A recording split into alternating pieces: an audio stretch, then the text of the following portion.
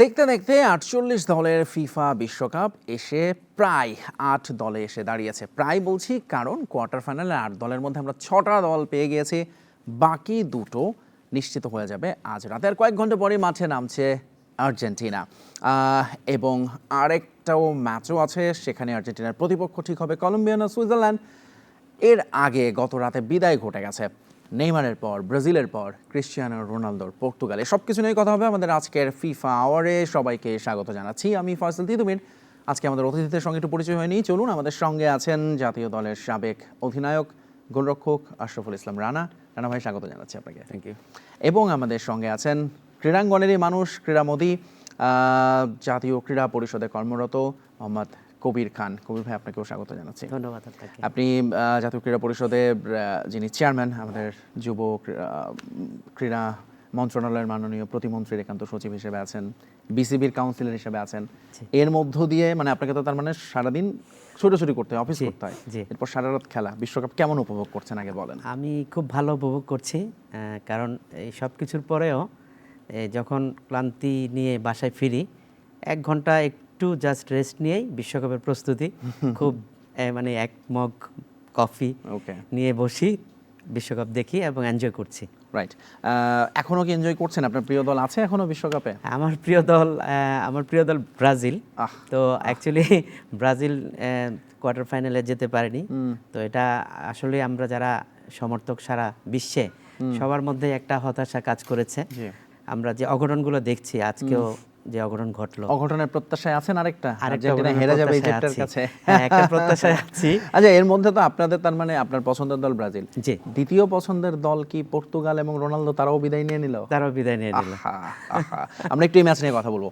রানা ভাই, প্রথমত হচ্ছে যে Portugal Spain match, of course Cristiano Ronaldo আগেই বলেছিলেন তার বিশ্বকাপের শেষ ম্যাচ এটি, মানে এটাই তার শেষ বিশ্বকাপ এবং শেষ ম্যাচ তিনি খেলে ফেলেছেন। সেই হিসেবে তার বিদায়ের শেষে কান্না, অবশ্যই মন খারাপ হয়েছে পর্তুগালের ভক্তদের, রোনালদোর ভক্তদের। কিন্তু ওভারঅল পুরো ম্যাচে আসলে কি কখনো মনে হয়েছে পর্তুগাল জিততে পারে স্পেনের সঙ্গে, বা তারা বেটার ফুটবল খেলেছে এই টুর্নামেন্টে? না, অ্যাকচুয়ালি আমি যদি আসলে ধরি, শুধু আমি স্পেন এবং পর্তুগালের ম্যাচ না, আমি যদি প্রিভিয়াস ম্যাচের কথাও যদি বলি, যে আমার কাছে একবারের জন্য সত্যি কথা মানে স্পেনের সাথে অ্যাটলিস্ট পর্তুগালকে ফেভারিট মনে হয় নাই, বিকজ অফ তারা গ্রুপ স্টেজে যে পারফরমেন্স করেছে বা রাউন্ড অফ 32-তে ক্রোয়েশিয়ার সাথে যে ম্যাচটা তারা লাকিলি জিতেছে, টু বি অনেস্ট। তারা যে মাঠে ফুটবলটা আসলে খেলেছে, তো এইটা আসলে পর্তুগালে যে কোয়ালিটি প্লেয়ার আছে তাদের পারফরমেন্সের সাথে খুবই আসলে বেমানান। তো সেই জায়গায় স্পেন দেখেন, আপনার ওয়ার্ল্ড কাপের শুরুর থেকে যে ম্যাচগুলো খেলে আসছিল, তারা এখন পর্যন্ত কিন্তু কোনো গোল রিসিভ করে নাই।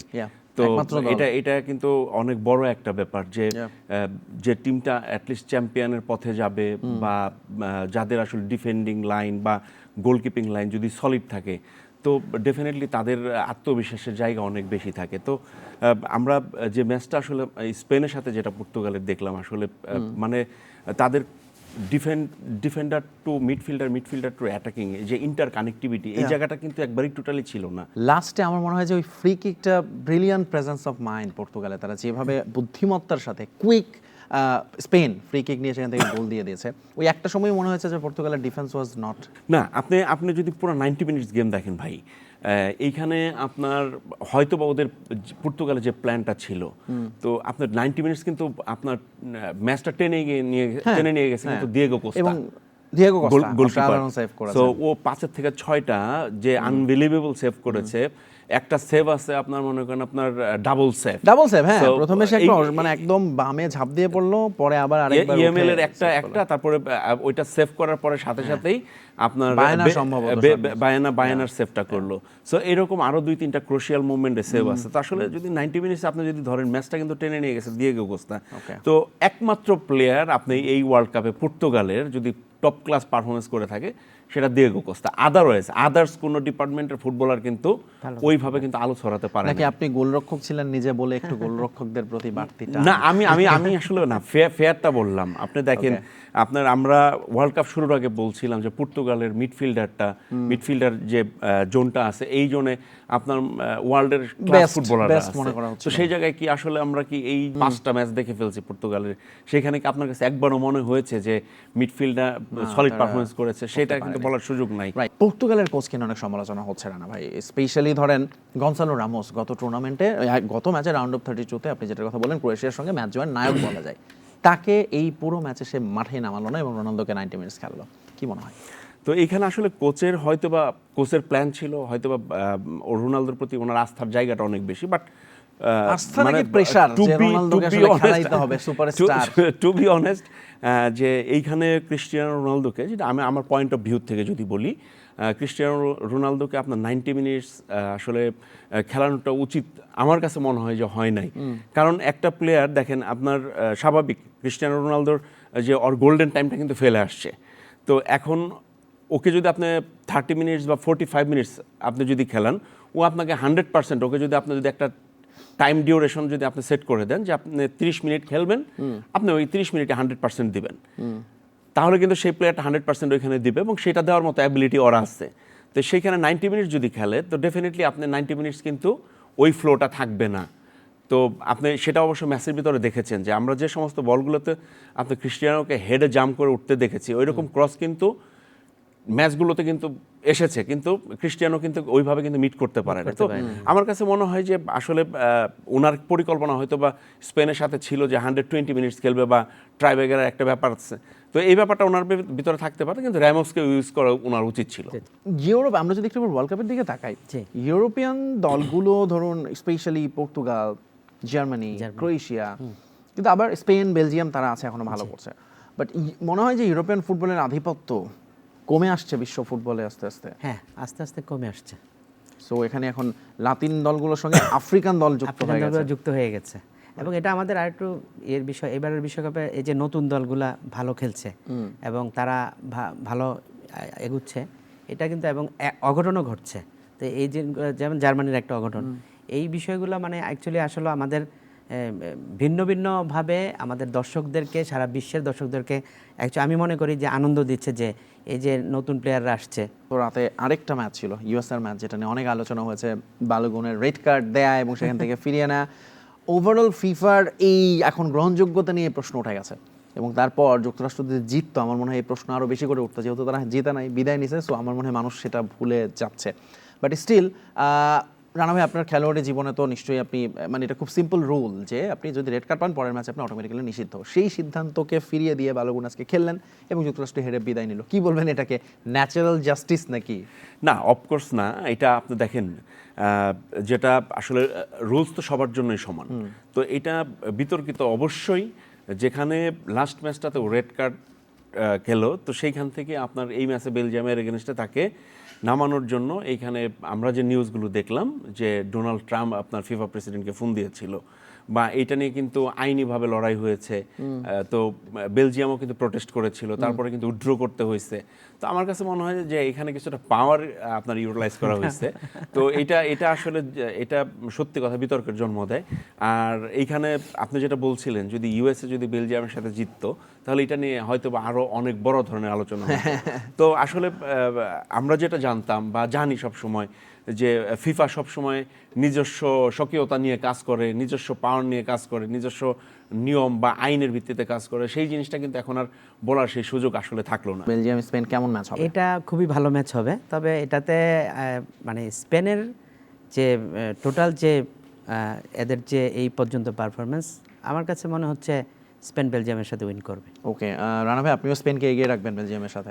ডেফিনেটলি, কারণ এখানে আপনার বেলজিয়ামের সাথে স্পেন ফেভারিট থাকবে, কারণ আপনার এই বেলজিয়ামের যদি আজকের ম্যাচ ছাড়া যদি আপনার প্রিভিয়াস ম্যাচগুলো যদি ধরেন, এটা কিন্তু আসলে ওরা সেনেগালের সাথে যদি আপনার রাউন্ড অফ 32 ম্যাচটা নাটকীয়ভাবে জিতে আসে, নাটকীয়ভাবে এবং ম্যাজিক্যাল যদি বলি আর কি, লাকিলি আসলে তারা জিতে আসছে। যেভাবে আসলে ওইভাবে আপনার কি 80 বা 80 মিনিটস পর্যন্ত 85 মিনিট পর্যন্ত 2-0 গোলে পিছিয়ে থেকে ফিরে আসে এবং আপনার লাস্ট 10 থেকে 15 মিনিট যে সময় পেয়েছিল সে সময় 3 গোল করে আসলে জিতে আসে। তো আমার কাছে মনে হয় স্পেন এবং আপনার বেলজিয়ামের ম্যাচটা একটু টাইট হবে, বাট ফেভারিট হিসেবে স্পেন নামবে। অলরাইট, জমে উঠেছে কিন্তু ফিফা আওয়ার, আমাদের আলোচনা চলবে, তবে এই মুহূর্তে সময় হয়ে গেছে একটা ছোট্ট বিরতির। আমাদের সাথেই থাকবেন।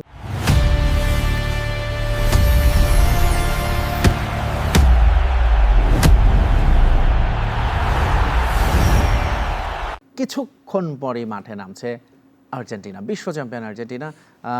কবির ভাই নিশ্চয়ই এই ম্যাচে আপনি কি ইজিপ্টের সাপোর্টার কিনা আগে সেটা বলেন। না অ্যাকচুয়ালি আপনি খুব ভালো প্রশ্ন করেছেন, আপনি নিজে আর্জেন্টিনার সমর্থক। না আমি এখানে খুবই নিউট্রাল না, না, না, নিরপেক্ষ neutral। উপস্থাপক না, হিসেবে না, আমি না, প্রশ্নটা না, না, আমি করেছি। জানি আপনি তো একজন তার পাশাপাশি তো একজন ভালো উপস্থাপক নিঃসন্দেহে।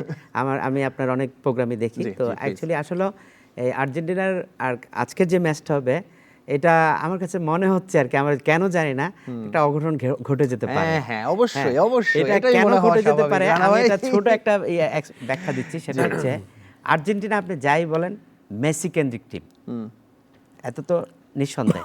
না এই ওয়ার্ল্ড কাপে পর্যন্ত- আর্জেন্টিনা তো তাই 11টা গোল হ্যাঁ, করেছে, একেবারে 7টাই লিওনেল totally, মেসি করেছে। হ্যাঁ, এবং মেসির এই অনবদ্য যে ইনিংস আমি বলবো আর কি এই পর্যন্ত, লাস্ট ম্যাচ পর্যন্ত, আর ডেফিনেটলি সে এবারের সবচেয়ে বেস্ট পারফরমেন্স তার, এটা কোনো নিঃসন্দেহে বলা যায়। আমি ব্রাজিলের সমর্থক, কিন্তু এটা বলতে কোনো দ্বিধা নাই। তবে যে মিশর মানে আমাদের যে আজকের যে ম্যাচটা, আজকের ম্যাচে আমার কাছে মনে হচ্ছে আর কি যে মেসি ভালো খেলবে, এটা আমরা প্রত্যাশা করি, কিন্তু তারপরেও যে টোটাল টিম পারফরমেন্স যেটা, এটা যদি ভালো না হয় বা তাহলে কোনো একটা কারণে যদি অঘটন কিন্তু কম্বিনেশনের ঘটে সময় যেতে পারে। থাকে, তাহলে কিন্তু এটা একটা অঘটন ঘটে যেতে না পারে। নিশ্চয়ই, এবং আর্জেন্টিনার আমার মনে হয় আর্জেন্টিনা এই দলের প্রত্যেকে সেটা খুব ভালো করে জানেন, কোচও জানেন, কারণ গত ম্যাচে তারা যে অভিজ্ঞতার মধ্য দিয়ে গিয়েছে এগেইনস্ট কেপ ভার্দে। রানা ভাই, আপনার মিশর যদি বলি, সেটা ওরা ভালো পারফরমেন্স করে আসছে, ওদের অনেক কোয়ালিটি প্লেয়ার আছে। তো ডেফিনেটলি এইখানে তো একটা টাইট গেম আমরা তো অবশ্যই দেখব, তবে সেটা কেপ ভার্দের মতো না, অবভিয়াসলি না। কারণ কেপ ভার্দে যেভাবে আসলে ব্লক টু ব্লক মেনটেন করছে, তো সেই জিনিসটা হয়তো বা আপনার ইজিপ্ট হয়তো বা পারবে না বা করতে পারবে না। আর এইখানে যেটা কবির ভাই যেটা বলছিলেন যে মেসিকে নিয়ে কিন্তু কোচের আপনার প্ল্যান সাজানো হয়, ওনার ট্যাকটিক্স সাজানো হয়, এবং প্রত্যেকটা প্লেয়ার মেসিকে অন করে, এবং প্রত্যেকটা প্লেয়ারেরই কিন্তু চিন্তা থাকে মেসিকে ফ্রি রোল প্লে করার স্পেস তৈরি করে দেওয়ার জন্য। তো আমার কাছে মনে হয় যে এমনি আর্জেন্টিনার প্লেয়ার যারা আছে তাদের জায়গা থেকে তারা সলিড পারফরমেন্স করছে। আপনি যেটা চিন্তার বিষয় যে মেসি এইখানে কিন্তু একমাত্র গোল স্কোরার, সেই লিডিং রোলে আছে, ওয়ার্ল্ড কাপেও সে টপ মোস্ট স্কোরার। সে এখন আমরা চাইবো তারা যে ন্যাচারাল ফুটবলটা খেলে আসছে ইজিপ্টের সাথে, সেই ন্যাচারাল ফুটবলটা বা সেই দাসের ফুটবলটা খেললেই ইজিপ্টকে হারানো সম্ভব। ওকে, আপনি বলছিলেন লিওনেল মেসির পার্সোনাল গোল স্কোরিং রেকর্ডের কথা, এরই মধ্যে 7টা গোল করে তিনি হালান্ড এবং এমবাপ্পের সঙ্গে আছেন, কিন্তু আজকের ম্যাচ তাকে সেটা ছাড়িয়ে যাওয়ার সুযোগ, এবং একই সাথে এক বিশ্বকাপে 8 গোল, এর আগে মাত্র একজন আর্জেন্টাইন করেছিলেন। সো লিওনেল মেসি সেখানেও আরেকটা নতুন রেকর্ড গড়ে ফেলতে পারেন। মেসি এই বয়সে সেরকম পারফর্ম করা কবির ভাই, এবং আপনি যেটা বললেন যে তিনি এখন তার সেরা ফর্মে আছেন, ইভেন বেটার দ্যান প্রবাবলি 2022 বিশ্বকাপের চেয়ে। ডেফিনেটলি এমবাপ্পে হালান্ড বয়সে তার চেয়ে অনেক ছোট, কিন্তু তিনি তাদের সঙ্গে মানে এখনো তার যে পারফরমেন্স সমান তালে লড়ে চলেছেন। আপনি যতই ব্রাজিলিয়ান হন ফ্যান, বাট এই মেসিকে আপনার ভালো লাগে আপনি বলছিলেন। এই মেসিকে দেখতে অবশ্যই ভালো লাগে, কারণ হচ্ছে আমার একটা তার অতীত, আমি গত ওয়ার্ল্ড কাপের দিকে যখন মেসি রিটায়ারমেন্টের ঘোষণা দিয়ে মাঠের বাইরে চলে গেল, তারপরে আবার ফিরে আসলো, এবং তার সাথে কোচের যে কম্বিনেশনটা এবং সে যেভাবে চাইলো ওইভাবেই তাকে গুরুত্ব দিয়ে 5-6টা প্লেয়ারকে তার মতো করে তাকে বলল যে ঠিক আছে এইভাবে তুমি, ওই মেসি আবার এখন এসে এর চেয়ে ভালো পারফরমেন্স তার কত মানে খেলতেছে, মানে সেটা হচ্ছে আসলে আমি মনে করি এই বয়সে এসে মেসির এই পারফরমেন্স, এটা নিঃসন্দেহে এটা মানে অন্যরকম একটা বিষয়। একদিক দিয়ে তো অবশ্যই ভালো মেসি ভক্ত যে তিনি প্রতি ম্যাচে গোল করছেন, কিন্তু একই সাথে চিন্তারও যে অন্যরা স্পেশালি লাউতারো মার্টিনেজ এবং হুলিয়ান আলভারেজের কাছ থেকে ওই পারফরমেন্সটা পাওয়া যাচ্ছে না। এইটা আসলে আজকের ম্যাচে নিশ্চয়ই দরকার হবে আর্জেন্টিনার জন্য। না, অফকোর্স দেখেন আর্জেন্টিনা কিন্তু এই ওয়ার্ল্ড কাপে ডেফিনেটলি ডি মারিয়ার জায়গাটা কিন্তু ফিল আপ করতে পারে নাই, তার অভাবটা কিন্তু আপনার আর্জেন্টিনার টিমে আছে। তো এখন লাউতারো মার্টিনেজ যেটা করছিল আপনার ম্যাচগুলোতে, ও সবসময় কিন্তু দেখেন ওর এঙ্গেজমেন্টটা ছিল অপোনেন্ট ডিফেন্ডারদেরকে প্রেসারে রাখা, প্রেস করা। তো সেই কাজটা করলে আপনার মেসির জায়গাটা ফ্রি হয়। আর মেসির এমন একটা ক্যারেক্টার যাকে আপনি প্রেডিক্ট করতে পারবেন না পজিশন, যে সে রাইট সাইডে থাকবে না, লেফট সাইডে থাকবে না, মাঝখানে থাকবে। সো সারপ্রাইজিং ভাবে ও মুভমেন্ট করে। তো সেই জায়গাটা আসলে স্পেসটা তৈরি করে দেয় হচ্ছে আপনার লাউতারো মার্টিনেজ, যে ডিফেন্ডারদের এঙ্গেজ রেখে। তো ডেফিনেটলি এটা তো অবশ্যই চিন্তার বিষয় যে এইখানে আপনার আলভারেজও কিন্তু ম্যাচ খেলে ফেলছে দুইটা, কিন্তু আপনার ওইভাবে কিন্তু আসলে সে গোল করতে পারে নাই।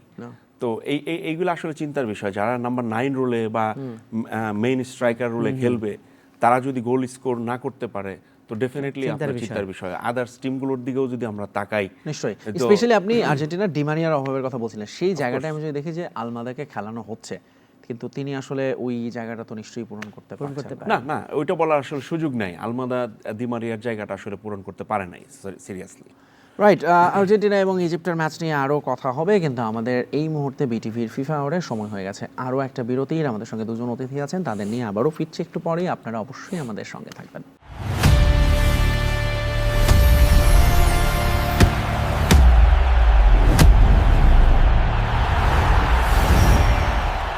স্বাগত আবারও, দেখছেন ফিফা আওয়ার, সাথে আছি আমি ফয়সাল তিতুমির এবং আমার সঙ্গে আছেন সাবেক অধিনায়ক জাতীয় ফুটবল দলের আশরাফুল ইসলাম রানা, এবং আমাদের সঙ্গে আছেন ক্রীড়ামোদী, ক্রীড়াঙ্গনের মানুষ, জাতীয় ক্রীড়া পরিষদের উপপরিচালক এবং ক্রীড়া প্রতিমন্ত্রীর একান্ত সচিব কবির খান। আপনাকেও স্বাগত জানাচ্ছি।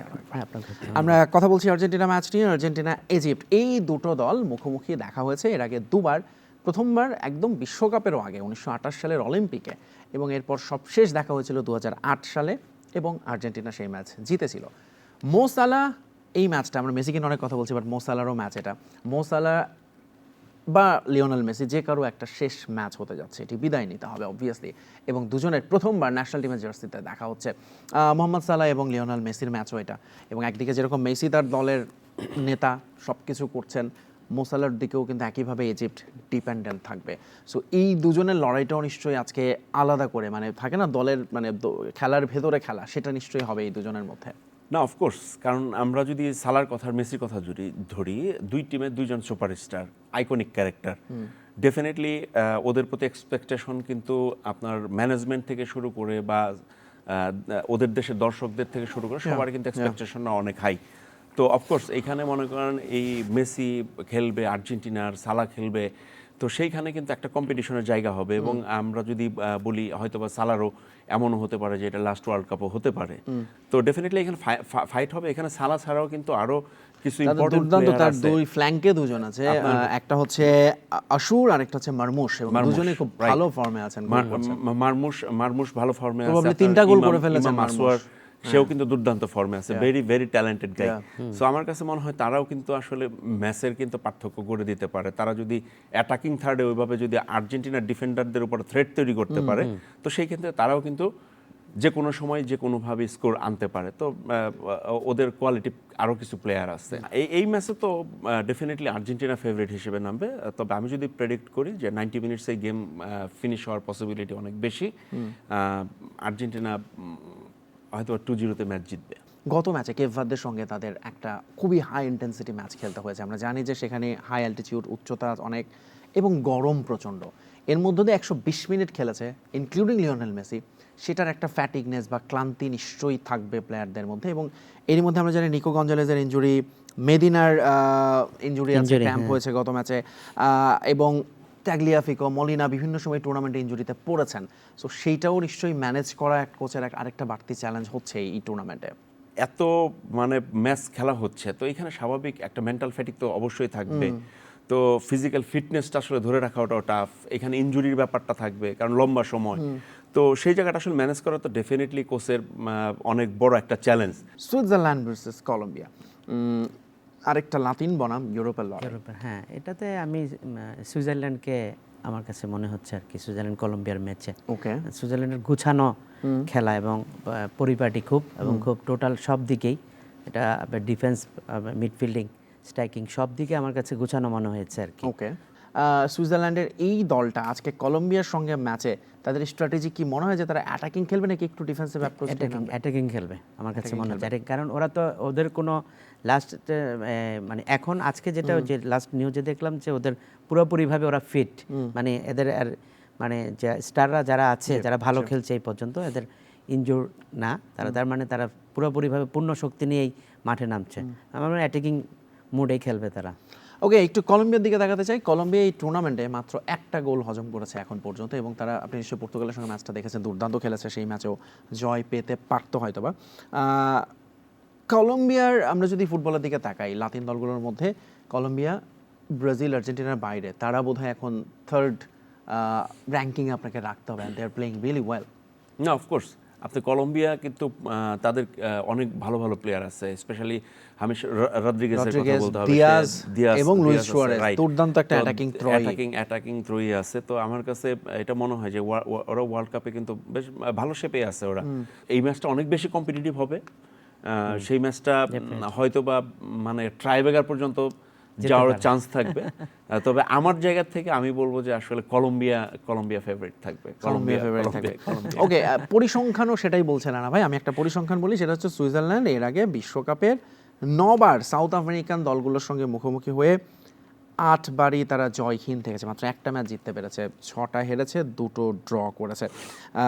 এবং সুইজারল্যান্ডের জন্য এটা আসলে তাদের বেস্ট পারফরমেন্স, যার এখানে তারা কোয়ার্টার ফাইনালে যেতে চায় তাদের রাউন্ড অফ 16 থেকে। এবং অবশ্যই আজকে সুইজারল্যান্ডের উপরে একটা চাপ তো থাকবেই কলম্বিয়ার বিপক্ষে। সেখানে ওয়েদার সব কিছু মিলে কলম্বিয়া প্রবাবলি একটু অ্যাডভান্টেজ তো পাবে সুইজারল্যান্ডের চেয়ে। হ্যাঁ, সেটা তো পাবেই। ওয়েদার এবং দর্শকের যে সাপোর্ট, আমেরিকায় প্রচুর কলম্বিয়ান, হ্যাঁ, এই জন্য এটা দর্শক সাপোর্ট পাবে। রাইট। সো আপনার হিসাবে আপনি কলম্বিয়াকে এগিয়ে রাখছেন। আমরা একেবারে শেষ দিকে চলেছি, কিন্তু আপনার সঙ্গে আমার আসল কথাই বলা হয়নি, যেহেতু আপনি বাংলাদেশের ক্রীড়াঙ্গন নিয়ে কাজ করছেন। বাংলাদেশের ফুটবলের যে উন্মাদনা, বিশ্বকাপ নিয়ে আমরা এখন সবাই কথা বলছি, মানুষ সবখানে, ব্রাজিল, আর্জেন্টিনা, বাংলাদেশের ফুটবল কবে, ধরুন আমরা কেপ ভার্দেকে দেখছি, কিউরাসাওরা উঠে আসছে, বাংলাদেশের ফুটবল নিয়ে তো মানুষের তার মানে এখনো জনপ্রিয় খেলা, স্বপ্ন অনেক। ডেফিনেটলি আপনাদের পরিকল্পনা কি এবং কিভাবে ইমপ্লিমেন্ট করতে যাচ্ছেন? আপনি ধন্যবাদ তিতুমির ভাই, আপনি খুব ভালো একটা প্রশ্ন করেছেন। এই আজকের এই অনুষ্ঠানের মাধ্যমে আমি দেশবাসীকে এটা জানাতে চাচ্ছি, বাংলাদেশের ফুটবল নিয়ে আমাদের এখন গত 4 মাসের যে আমাদের যে বর্তমান সরকার এসছেন, আপনি জানেন আমাদের মাননীয় প্রধানমন্ত্রী জনাব তারেক রহমান এই গত বাজেটে আমাদের স্পোর্টসকে উনি পর্যাপ্ত আমাদেরকে প্রায়োরিটি দিয়েছেন। এবং আপনি জেনে খুশি হবেন, আমরা নতুন করে স্পোর্টস নিয়ে আসলাম। এটা গত লাস্ট মার্চ মাসে যখন 30শে মার্চ আমাদের মাননীয় প্রধানমন্ত্রী প্রথমে সিলেট থেকে সারা দেশে একযোগে নতুন করে যে উদ্বোধনটা করলেন, তার পরবর্তীতে আমরা এই ফুটবলটাকে ইউনিয়ন পর্যায়ে আমরা ছড়িয়ে দিতে চাচ্ছি। সেটার কারণ হচ্ছে আপনার একটা ইউনিয়নে বেশিরভাগ মাঠ বাংলাদেশে দখল হয়ে গেছে। গত 15-16 বছরে পর্যাপ্ত কোনো খেলার মাঠ জেলা, উপজেলা, ইউনিয়ন পর্যায়ে নাই। খেলার মাঠগুলোতে হয় হাউজি, জুয়া, মেলা, বাজার, এই সমস্ত, বা ওই যে রাস্তার কাজ করতেছে ইনস্ট্রুমেন্টগুলো নিয়ে ওইখানে রাখছে, মানে প্রপার ব্যবহার হচ্ছে না। এই সব কথা বলার মতো ক্রীড়াঙ্গনে আসলে সেই সমস্ত ব্যক্তিরা আমি বলবো আসে নাই। এখন আমাদের সৌভাগ্য, আমি মনে করি বাংলাদেশের ক্রীড়ামোদীদের সৌভাগ্য, যে যেহেতু ওনাদের ভাইদের কলিগ আমাদের বাংলাদেশে একটা যোগ্য একজন ব্যক্তির কাছে ক্রীড়াঙ্গনের ভারটা দেওয়া হয়েছে। সব মিলিয়ে স্পোর্টসের যে চিন্তাভাবনা মাথার মধ্যে আছে, এই নতুন করির মাধ্যমে যুব ক্রীড়া প্রতিমন্ত্রী সারা দেশে একটা ঘোষণা দিয়েছেন যে আমাদের যারা বাচ্চারা, যারা 12-14 বছরের মধ্যে যারা ট্যালেন্টে উঠে আসবে, ধরেন আপনার সেরা গোলদাতা, ওই টিমটা, চ্যাম্পিয়ন টিমটা বিভাগীয় পর্যায়ে লাস্ট যে আগামী 27শে জুলাই এটার ফাইনাল হবে, ওই ফাইনালটা আমাদের মাননীয় প্রধানমন্ত্রী দেখবেন। এবং মজার ব্যাপার হচ্ছে এখানে যারা ভালো করবে তারা কিন্তু বিকেএসপিতে সম্পূর্ণভাবে বিনা খরচে, বিনা পয়সায় তারা পড়া এবং খেলা দুইটা সুযোগ পাবে। অসংখ্য ধন্যবাদ কবির খান আমাদেরকে এত চমৎকার ইনফরমেশন দেওয়ার জন্য এবং এতক্ষণ আমাদেরকে সময় দেওয়ার জন্য। আশরাফুল ইসলাম রানা ভাই, আমরা শেষ দিকেই কিছু কি যোগ করতে চান এই কথার প্রেক্ষিতে ফুটবল নিয়ে? আমি এখানে একটা কথা বলতে চাই, সেটা হচ্ছে ডেফিনেটলি এখানে আমিনুল ভাই যুব ক্রীড়া মন্ত্রণালয়ের দায়িত্বে আছেন। তো ওনার কাছে আমাদের ক্রীড়ামোদী মানুষের এক্সপেকটেশন অনেক হাই। তো ওনার অলরেডি উনি মানে ক্রীড়াঙ্গন ডেভেলপমেন্টের জন্য অনেক উদ্যোগ নিয়েছেন।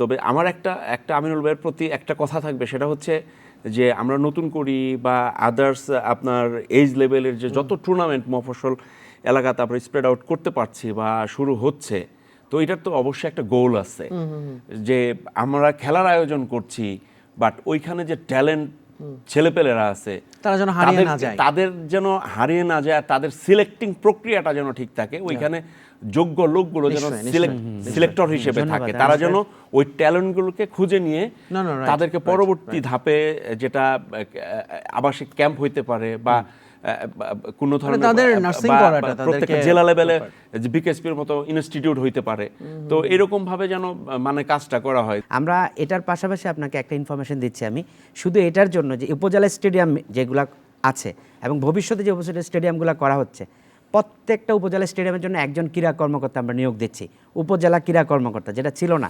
600+ ক্রীড়া কর্মকর্তা এবং পাশাপাশি তার সাথে সাবঅর্ডিনেট স্টাফ থাকবে এবং ওই স্টেডিয়ামকে রক্ষণাবেক্ষণ এবং ওই যে বাচ্চাদেরকে খেলার মধ্যে রাখার জন্য, টুর্নামেন্টগুলো আয়োজন করার জন্য উপজেলা পর্যায়ে ইউনিয়ন থেকে এনে এই ইতিমধ্যে মাননীয় প্রতিমন্ত্রী এটা অর্থ মন্ত্রণালয়ের সাথে কথা বলে এটার ব্যবস্থা করেছে। অসংখ্য ধন্যবাদ এবং কবির খান, ভবিষ্যতে ইনশাআল্লাহ আমরা এই বিষয়টা একেবারে খেয়াল শেষ রাখবো। পর্যায়ে চলে এসেছি ফিফা আওয়ারে। আমাদের সঙ্গে এতক্ষণ ছিলেন জাতীয় ফুটবল দলের সাবেক অধিনায়ক আশরাফুল ইসলাম রানা এবং আমাদের সঙ্গে ছিলেন মোহাম্মদ কবির খান, জাতীয় ক্রীড়া পরিষদের উপপরিচালক। আপনাদের দুজনকে অসংখ্য ধন্যবাদ। দর্শক আপনাদেরকেও ধন্যবাদ, এতক্ষণ আমাদের সাথে ছিলেন।